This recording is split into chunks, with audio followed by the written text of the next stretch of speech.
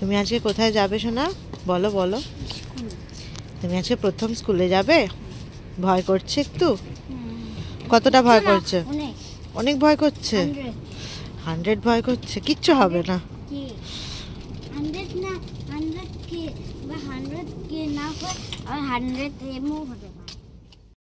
Hello everyone, আমি বিপাশা চলে এলাম নতুন একটা ব্লগ নিয়ে। আজকের ব্লগটাতে আমার ছেলের প্রথম দিন স্কুলে যাওয়ার অভিজ্ঞতাই শেয়ার করছি।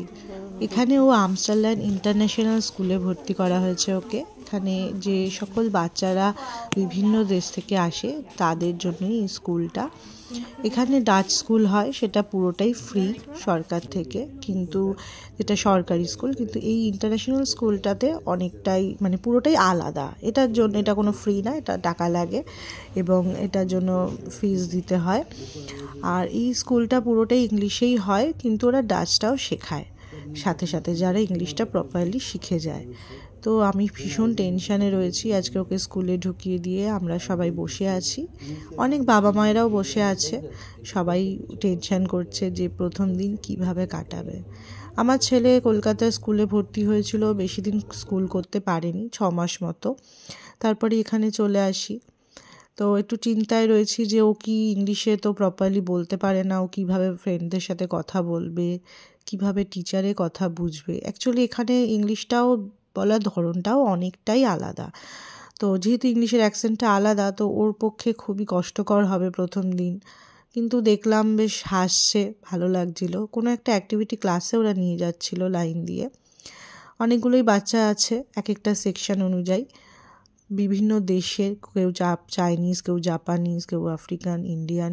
হ্যাঁ, বেঙ্গলি কেউ নেই ওর ক্লাসে, সেটা মনে হলো। তো জানি না আমার ছেলে কিভাবে কাটাবে। আমি তো নানান চিন্তায় পাগল পাগল লাগছে যে কীভাবে, ও কি কাঁদবে, ওর কি খুব কষ্ট হবে।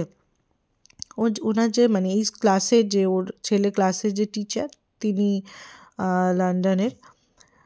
তো জানি না কীরকমভাবে ও বুঝতে পারবে, কমিউনিকেট করবে, এটাই আমার কাছে বেশি চিন্তা। পড়াশোনাটা নিয়ে আমি চিন্তা করি না, ছেলে মোটামুটি ওর ক্লাস অনুযায়ী জানেও।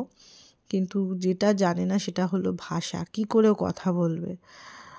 আমি এবং আমার হাজব্যান্ড, আমাদের পরিবারের সকলেই খুব চিন্তিত এটা নিয়ে। জানি না আজকেও বেরিয়ে এসে কী বলবে, নেক্সট দিনও স্কুলে আসতে চাইবে কি না। এখানে অনেকটা সময় স্কুল হয়, সকাল 8:30 থেকে দুপুর 3টে অবধি।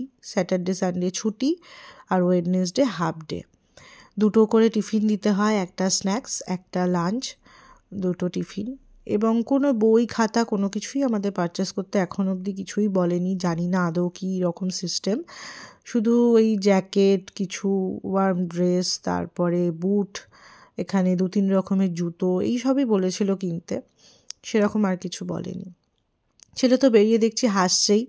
তো ওর মুখেই শুনবেন কীরকম ওর লাগলো আজকে প্রথম দিনটা।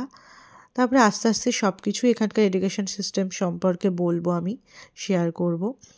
ভিডিওটা ভালো লাগলে লাইক সাবস্ক্রাইব করবেন, ইউটিউব থেকে দেখলে, আর ফেসবুক থেকে দেখলে ফলো করবেন, কমেন্টস করবেন, আমার পাশে থাকবেন। তো দেখুন ও কি বলে।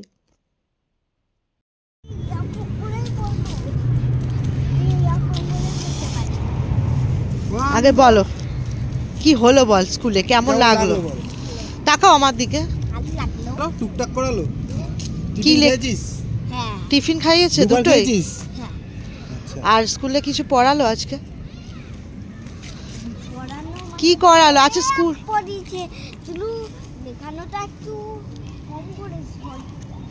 আচ্ছা ঠিক আছে, কি পড়ালো স্কুলে? আচ্ছা, তোর স্কুলে বন্ধু হয়েছে? আর স্কুলটা কেমন লাগলো? রিশান, স্কুলটা কেমন লাগলো? হেব্বি লেগেছে। স্কুলটা ওর ভালোই লেগেছে, বুঝলাম। ও নেক্সট দিন থেকে স্কুলে আসতেও চাইছে।